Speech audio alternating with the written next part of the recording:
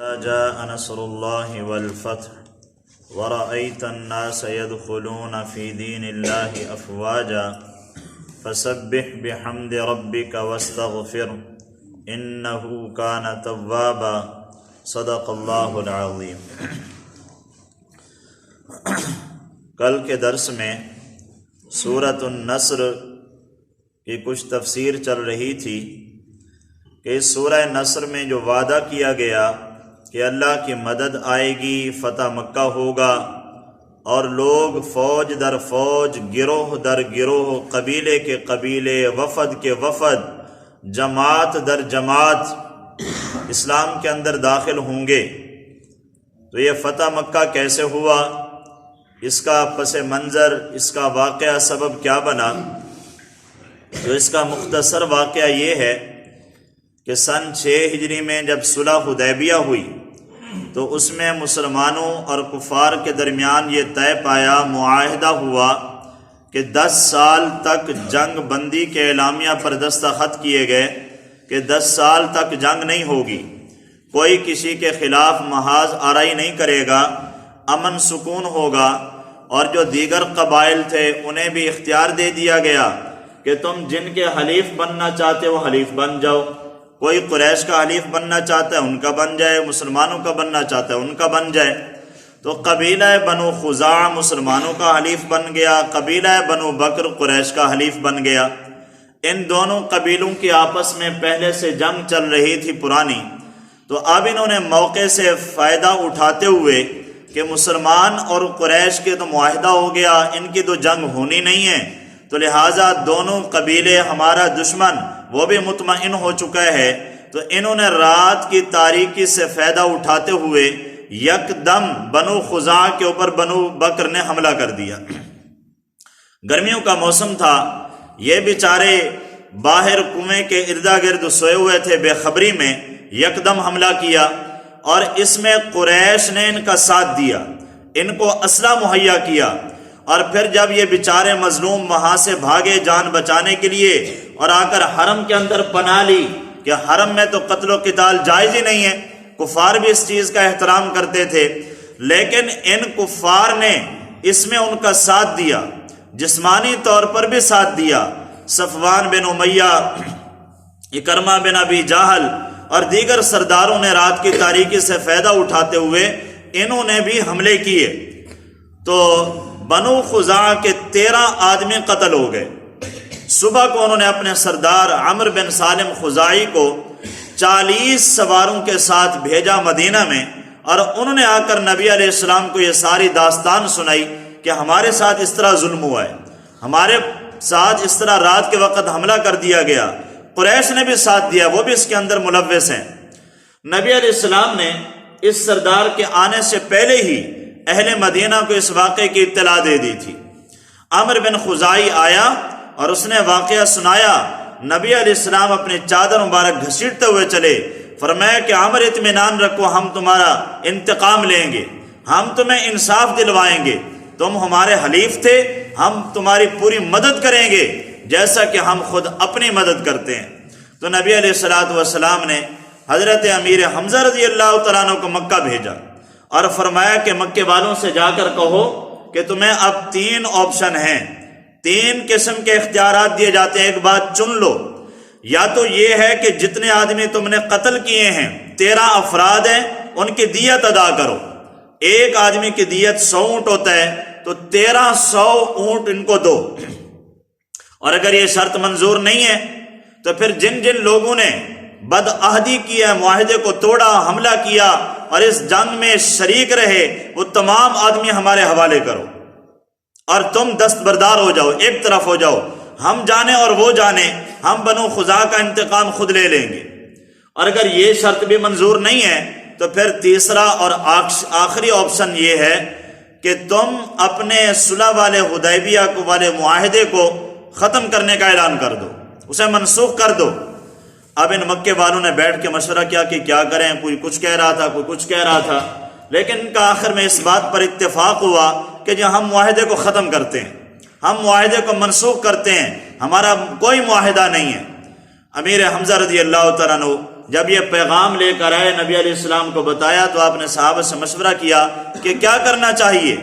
سیدنا ابو بکر رضی اللہ عنہ کی رائے تھی کہ نرمی کا معاملہ کریں، قریش آپ کے رشتہ دار ہیں، لیکن حضرت عمر رضی اللہ عنہ کی رائے تھی کہ نہیں، ان کے خلاف جہاد کیا جائے، جنگ کی جائے، کہ یہ وہ لوگ ہیں جنہوں نے آپ کو مکے سے نکالا، یہ وہ لوگ ہیں جنہوں نے مسلمانوں کے اوپر مظالم کیے۔ تو وہ تو ساری باتیں حضرت عمر رضی اللہ عنہ نے یاد دلائیں اور فرمایا کہ قتال کرنا چاہیے۔ حضرت امیر حمزہ رضی اللہ عنہ نے بھی یہی فرمایا کہ ٹھیک ہے، جب وہ معاہدہ خود توڑ رہے ہیں تو انتقام لینا چاہیے۔ نبی علیہ السلام نے فرمایا ٹھیک ہے، پھر تیاری کرو، خفیہ طور پر تیاری کرو، کسی کو خبر نہ ملے، کہیں ایسا نہ ہو کہ دشمن کا جاسوس مخبر آیا ہو یا کوئی منافق، کوئی یہودی وہ مخبری نہ کر دے، تو اس بنا پر تم اس معاملے کو مخفی طور پہ رکھنا۔ تیاریاں شروع ہو گئیں اور 10,000 کا لشکر تیار ہو گیا، 10,000 کا لشکر۔ اور ایک صحابی، اچھا ادھر سے تیاری ہو رہی ہے اور ادھر سے قریش کو اب پشیمانی ہوئی کہ یہ ہم کیا کر بیٹھے، اگر مسلمان آ گئے تو ہمارا کیا بنے گا۔ انہوں نے اپنے سردار ابو سفیان کو بھیجا کہ تو مدینے جا اور نبی علیہ السلام کو اپنی رشتہ داری کا واسطہ دلا کر ان سے درخواست کر کہ ہم تجدید عہد کرنا چاہتے ہیں، ہم اس معاہدے کو دوبارہ نئے سرے سے دوبارہ کرنا چاہتے ہیں۔ ابو سفیان آیا، نبی علیہ السلام سے بات کی، آپ نے کوئی توجہ ہی نہیں دی، آپ نے کوئی جواب ہی نہ دیا۔ تو پھر یہ ابو بکر رضی اللہ عنہ کے پاس گیا تو انہوں نے فرمایا کہ جب اللہ کے نبی نے امان نہیں دی، ہم کون ہوتے امان دینے والے۔ حضرت عمر کے پاس گیا، حضرت عثمان کے پاس، حضرت علی کے پاس، حتیٰ کہ حضرت علی کے پاس ان کا چھوٹا بیٹا حضرت حسن جو 4-5 سال کا کھیل رہا تھا۔ تو ابو سفیان کہنے لگا کہ علی اگر تم مجھے امان نہیں دے سکتے تو آپ اس بچے سے کہہ دیں، یہ بچہ جا کے مسجد نبوی میں نبی کے سامنے کہہ دے کہ ہم نے ان کو امان دے دی، ہمارا کام بن جائے گا، ہمیں امان مل جائے گی، آپ اس بچے سے کہہ دیں۔ حضرت علی رضی اللہ عنہ نے فرمایا بھلا یہ بھی کوئی بات ہے، بچے امان دیا کرتے ہیں، یہ بچوں کا معاملہ ہے جنگ کرنا یا صلح کرنے کا۔ تو وہ کہنے لگا کہ علی آپ ہمارے رشتہ دار ہیں، آپ مہربانی فرمائیں مجھے کوئی تدبیر سکھائیں، مجھے کوئی ہیلا بتائیں، میں کروں کیا۔ تو آپ نے فرمایا کہ میرے پاس کوئی تدبیر نہیں ہے، بس ایک ہی ہے کہ جا مسجد نبوی میں جا کر اعلان کر دے کہ ہماری طرف سے امن کا اعلان ہے، ہم امن چاہتے ہیں، یہ کہہ کر اونٹنے پہ سوار ہو واپس مکہ چلا جا۔ تو اس نے ایسا کیا، واپس گیا، مکے والے انتظار میں تھے کوئی اچھی خبر لائے گا۔ ابو سفیان سے پوچھا کیا بنا، کہا کچھ نہیں بنا، میں تو گیا، میں تو اپنی بیٹی کے گھر میں گیا پہلے، حضرت ام حبیبہ رضی اللہ تعالی عنہ جو نبی علیہ السلام کے زوجہ محترمہ ام المومنین ہیں، یہ ابو سفیان کی بیٹی ہیں۔ تو جب میں اپنی بیٹی کے گھر گیا تو اس نے تو بستر ہی لپیٹ دیا، مجھے بیٹھنے ہی نہیں دیا۔ میں نے اپنی بیٹی سے کہا بیٹی تو اتنی بدل چکی ہے کہ باپ کا احترام ہی نہیں کر رہی، مجھے بستر پر بیٹھنے نہیں دے رہی، بجائے بستر بچھانے کے بچھا ہوا بھی لپیٹ رہی ہے۔ تو ام حبیبہ میری بیٹی نے کہا کہ اے ابا جان آپ اس بستر کے قابل نہیں ہیں، آپ اس بستر کے قابل نہیں ہیں۔ تو میں وہاں سے چلا، میں نے نبی علیہ السلام سے بات کی، مسلمانوں سے بات کی، کسی نے میری بات کا جواب نہیں دیا۔ تو ان کی طرف سے یہی ہے کہ جیسے ہم نے معاہدہ ختم کیا اب وہ جنگ کے لیے ہی آئیں گے، مجھے تو ایسے ہی لگتا ہے۔ ادھر سے نبی علیہ السلام نے تیاریاں مکمل فرما لی اور حضرت حاطب بن ابی بلتہ رضی اللہ عنہ، یہ بدری صحابی ہیں، انہوں نے خط لکھا اور وہ خط ایک عورت کے حوالے کیا، سارا اس کا نام تھا، اور یہ مکے کی گانے والی عورت تھی اور نوحہ کرنے والی عورت تھی۔ اس کو خط دیا اور یہ مکہ جا رہی تھی، اونٹنے کے اوپر سوار ہو کر، خط اس نے چھپایا ہوا ہے۔ نبی علیہ السلام نے بلایا حضرت علی رضی اللہ تعالیٰ عنہ، حضرت مقداد رضی اللہ تعالیٰ عنہ، حضرت زبیر رضی اللہ تعالیٰ عنہ، فرمایا کہ تم جاؤ اور روضہ خاک پر تمہیں عورت ملے گی، خط لے کر جا رہی ہے، وہ خط لے کر آؤ۔ یہ صحابہ گھوڑوں پر سوار ہوئے، سر پٹ گھوڑے دوڑاتے ہوئے وہاں پر پہنچے، اینڈ اسی جگہ کے اوپر وہ عورت اسی حال میں ملی۔ تو انہوں نے کہا کہ خط ہمارے حوالے کر۔ تو وہ کہنے لگی کون سا خط، میرے پاس تو کوئی خط نہیں ہے۔ تو انہوں نے کہا کہ ہمارے نبی نے جو فرمایا وہ غلط نہیں ہو سکتا، ہمارے نبی نے جو فرمایا وہ سچ ہے، خط تیرے پاس ہے اور آرام کے ساتھ عزت و احترام کے ساتھ ہمارے حوالے کر دے۔ تو وہ اتری اور انکار کر رہی تھی۔ انہوں نے کجاوے کی، سواری کی، سامان کی، پوری تلاشی لی، کہیں سے خط برآمد نہ ہوا۔ پھر انہوں نے اس کو دھمکی دی، یا تو آرام کے ساتھ ہمیں خط حوالے کر دے، نہیں تو ہم خط برآمد کرنا جانتے ہیں۔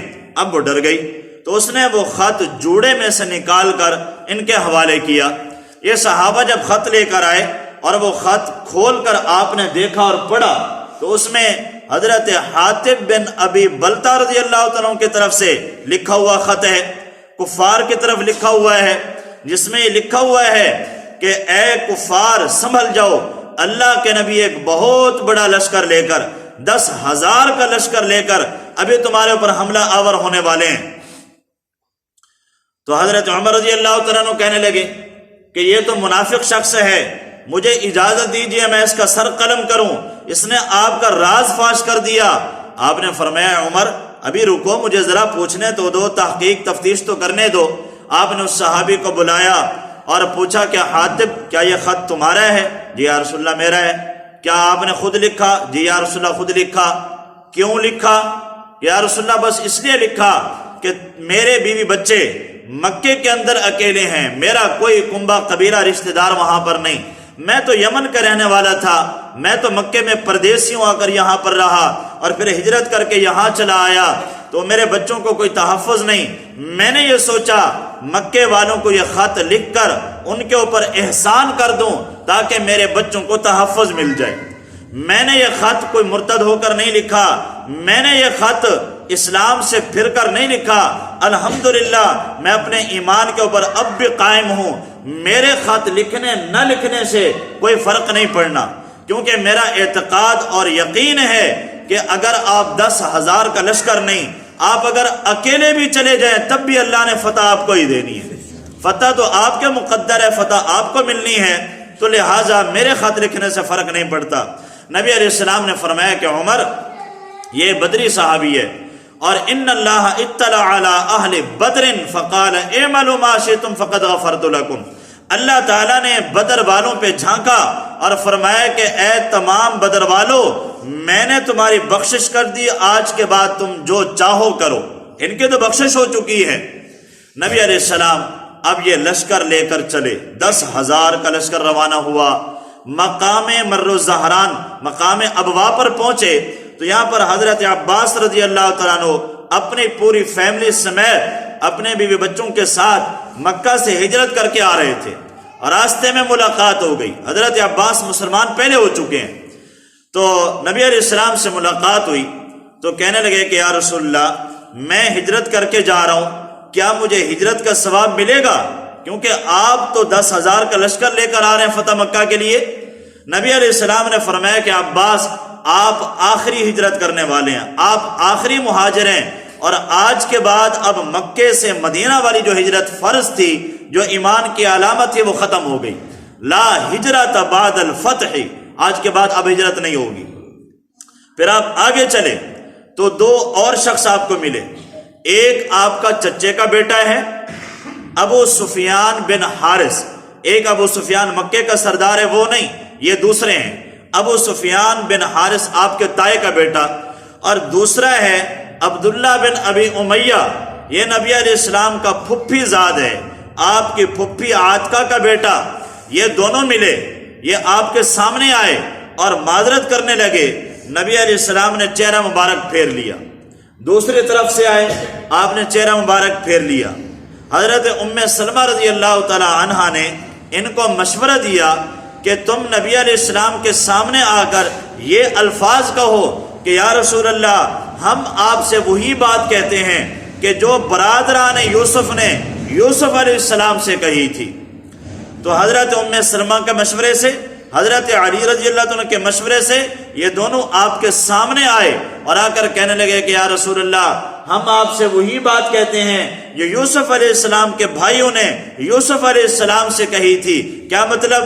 یعنی انہوں نے یہ کہا تھا لقد آثرک اللہ علینا وَإِن كُنَّا لَخَاطِئِينَ، اے یوسف ہم غلطی پر تھے، ہم نے غلط قدم اٹھایا، ہم نے غلط اقدام کیا، جو آپ کو عزت مقام مرتبہ شرف ملنے والا تھا جو عظمتیں، رفعتیں، بلندیاں آپ کو ملنے والی تھیں، ہم نے وہ چھیننے کی کوشش کی، ہم نے آپ کو کنویں میں ڈالا، لیکن اللہ نے آپ کو اس پستی سے نکال کر اسی عظمت اور بلندی کے اوپر تخت شاہی بھی عطا فرما دیا، تاج بھی عطا فرما دیا، اور مقام نبوت سے بھی سرفراز فرما دیا۔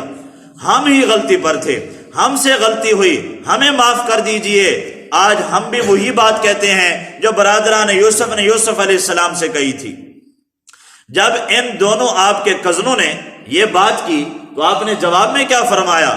فرمایا پھر میں بھی تم کو وہی جواب دیتا ہوں، جواب میں وہی بات کہتا ہوں جو یوسف علیہ السلام نے اپنے بھائیوں سے کہی تھی، کیا لا تثریب علیکم اليوم، آج تم پر کوئی ملامت نہیں، میں نے تمہیں معاف کیا، اللہ بھی تمہیں معاف کرے۔ نبی علیہ السلام نے ان دونوں کو معاف کر دیا، انہوں نے کلمہ پڑھا اور مسلمان ہوئے۔ حالانکہ عبداللہ بن امیہ کا بہت بڑا جرم تھا کہ اس نے اتنا بڑا جرم کیا تھا، گستاخی کی تھی، نبی علیہ السلام سے کہنے لگا تھا کہ اگر آپ سیڑھی لگا کر آسمان پہ بھی چڑھ جائیں اور اللہ سے کوئی چٹھی لکھوا کر لے آئیں اور ساتھ آپ کے فرشتے گواہ بن کے آئیں، تب بھی میں آپ کے اوپر ایمان نہیں لاؤں گا۔ اتنی بڑی گستاخی تھی، اس بنا پر آپ چہرہ پھیر رہے تھے، لیکن آج جب انہوں نے معافی مانگی تو آپ نے معاف فرما دیا، اور پھر آپ چلے مقام مر الزہران پر پہنچے۔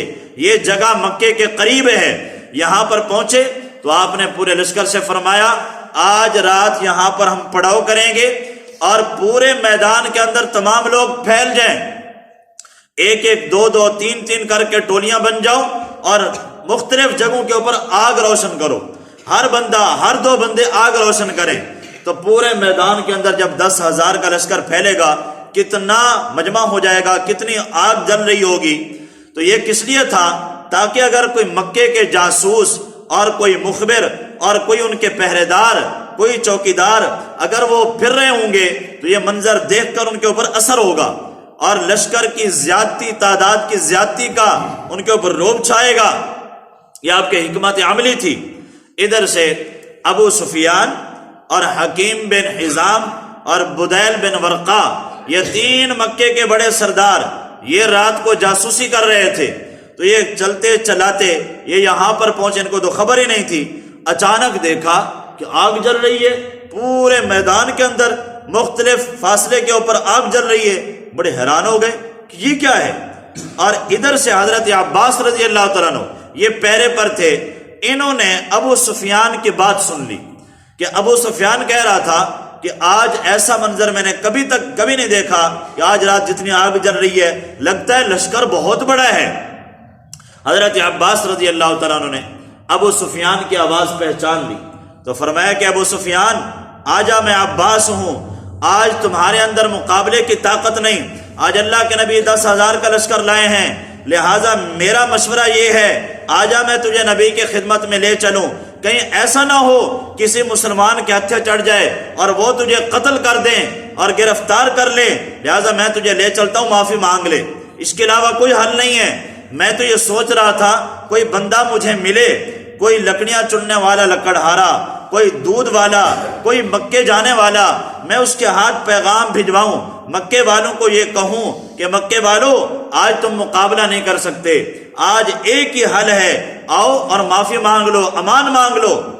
تو ابو سفیان کو اپنے خچر پر پیچھے حضرت عباس نے بٹھایا اور لے کر چلے، تو راستے میں حضرت عمر رضی اللہ تعالیٰ نے دیکھ لیا، چونکہ آگ جلائی ہوئی تھی تو روشنی جو پڑی تو پہچان لیا ابو سفیان کو، کہا یہ ابو سفیان، ابھی میری تلوار فیصلہ کرتی ہے، ابھی رکو۔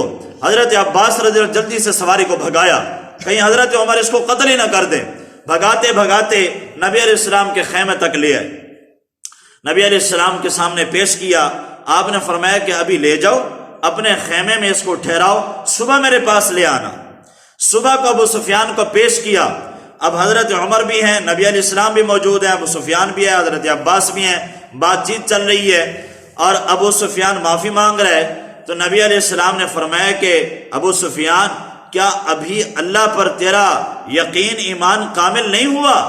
ابو سفیان کہنے لگا، رسول اللہ کی ذات پر آج مجھے یقین آ گیا ہے، اگر اللہ کے علاوہ کوئی اور ہمارا معبود ہوتا، آج ہماری مدد کرتا، آج ہمیں بچا لیتا، میں سمجھ گیا ہوں یہ سب معبود باطل تھے، ایک اللہ ہی کی ذات ہے جو طاقتور ذات اور معبود برحق ہے۔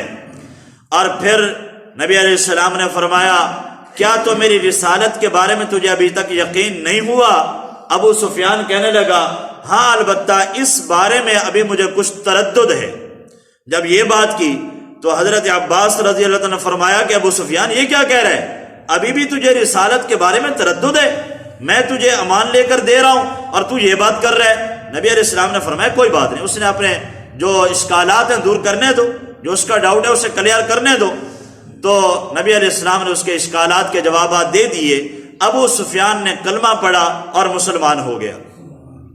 حضرت عمر رضی اللہ تعالیٰ حضرت عباس نے حضرت عمر سے کہا کہ تم تو ان کو قتل کرنے کی بڑی جلدی مچا رہے تھے، تو اگر یہ آپ کے قبیلے کا بندہ ہوتا نا، آپ قتل کرنے میں اتنی جلدی نہ کرتے، یہ چونکہ میرے قبیلے کا تھا اس لیے آپ قتل کرنے میں جلدی کر رہے تھے۔ یہ گویا کہ مزاح کے انداز میں حضرت عباس نے فرمایا۔ تو حضرت عمر رضی اللہ عنہ آگے سے کیا جواب دیا؟ کہنے لگے کہ ابو سفیان یہ بات نہیں ہے، آپ کا اسلام لانا مجھے اپنے باپ خطاب کے ایمان لانے سے بھی زیادہ محبوب اور پسندیدہ تھا، اس لیے کہ اگر میرا باپ خطاب ایمان لاتا تو نبی علیہ السلام کو اتنی خوشی نہ ہوتی جتنا کہ آپ کے اسلام لانے سے خوشی ہوئی ہے، کیونکہ آپ نبی کے چچا ہیں، ایسی بات نہیں ہے۔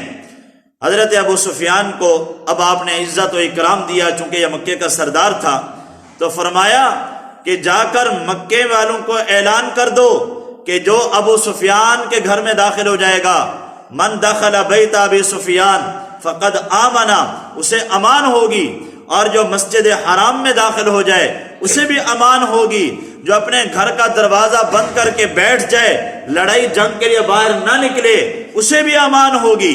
یہ 3 امانوں کے اعلان کر دیے۔ ابو سفیان پہلے گیا، مکے میں جا کر حرم میں چیخ چیخ کر اعلان کیا کہ اے مکے والو، میں مکے کا سردار ہو کر آج اپنی آنکھوں سے دیکھ کر آ رہا ہوں، میں پوری بصیرت کے ساتھ کہہ رہا ہوں آج تمہارے اندر مسلمانوں سے مقابلے کی طاقت نہیں ہے، بہت بڑا لشکر لے کر آئے ہیں، لہٰذا اگر اپنی خیر چاہتے ہو، اپنے بچوں کی خیر چاہتے ہو، اپنے جان مال عزت آبرو کی خیر چاہتے ہو تو آج تم کلمہ پڑھ لو، امان لے لو اور مسلمانوں کی امان میں آ جاؤ، مقابلے کے لیے کھڑے نہ ہونا، مارے جاؤ گے۔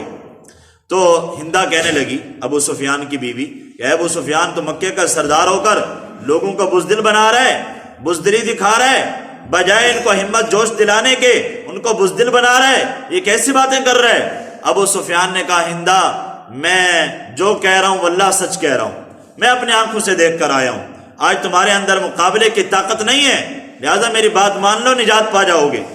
ابو سفیان واپس آئے اور صبح کو پھر لشکر روانہ ہوا۔ نبی علیہ السلام نے فرمایا ابو سفیان کو ایک پہاڑی کے اوپر کھڑا کر دو تاکہ یہ جو لشکر گزر رہے ہیں یہ ان کو دیکھیں، اور لشکر ٹولیاں ٹولیاں بن کے گزر رہے تھے، ایک کے پاس جھنڈا، وہ ایک ٹولی گزر گئی، پھر اگلے کے پاس جھنڈا، پھر وہ ٹولی گزر گئی، تو اس طرح ابو سفیان پوچھتا رہا یہ کس کا لشکر ہے، یہ کون ہے، یہ کون ہے، ان کو بتایا جاتا رہا یہ فلاں یہ فلاں یہ فلاں۔ آخر میں ایک بڑا لشکر آیا اور اس میں نبی علیہ الصلوۃ والسلام تھے اور بڑے اعزاز و اکرام کے ساتھ، اور وہ دیکھ کر حیران ہو گیا، اور سعد بن عبادہ رضی اللہ تعالیٰ عنہ آپ کی سواری کی لگام پکڑ کر، مہار پکڑ کر آگے چل رہے ہیں، بڑے جوش جذبے کے ساتھ کہہ رہے ہیں الیوم یوم الملحمہ، آج کا دن جنگ کا دن ہے، آج کا دن لڑائی کا دن ہے، آج کا دن ہم انتقام لیں گے، مکے والوں سے بدلہ لیں گے۔ کیسے انہوں نے حضرت بلال کو ستایا تھا، کیسے انہوں نے عمار ابن یاسر کو کنویں میں لٹکایا تھا، کیسے حضرت خباب کو انگاروں پہ لٹایا تھا، آج ایک ایک بات کا ہم گن گن کر بدلہ لیں گے۔ الیوم تستحل الکعبہ، اور آج کے دن مسجد حرام کے اندر قتال ہوگا اور مکے والوں کا خون بہے گا۔ نبی علیہ السلام نے جب یہ سنا تو فرمایا کہ سعد اس طرح نہ کہو، بلکہ اس طرح کہو۔ حضرت ابو سفیان نے بھی شکایت کی کہ دیکھیں آپ کا صحابی تو اس طرح کہتا جا رہا ہے۔ نبی علیہ السلام نے فرمایا اس طرح نہ کہو، بلکہ اس طرح کہو الیوم یوم المرحمہ، الیوم فیہ تکسل کعبہ، آج کا دن رحمت کا دن ہے، آج کا دن معاف کرنے کا دن ہے، آج کا دن شفقت کا دن ہے، آج کے دن بیت اللہ کو غلاف پہنایا جائے گا، آج کے دن بیت اللہ کی عزت و شان کو دوبالا کیا جائے گا۔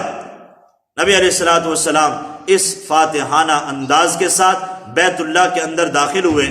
ابھی واقعہ کچھ باقی ہے، بقیہ اس کا حصہ انشاءاللہ کل ہوگا۔ الحمد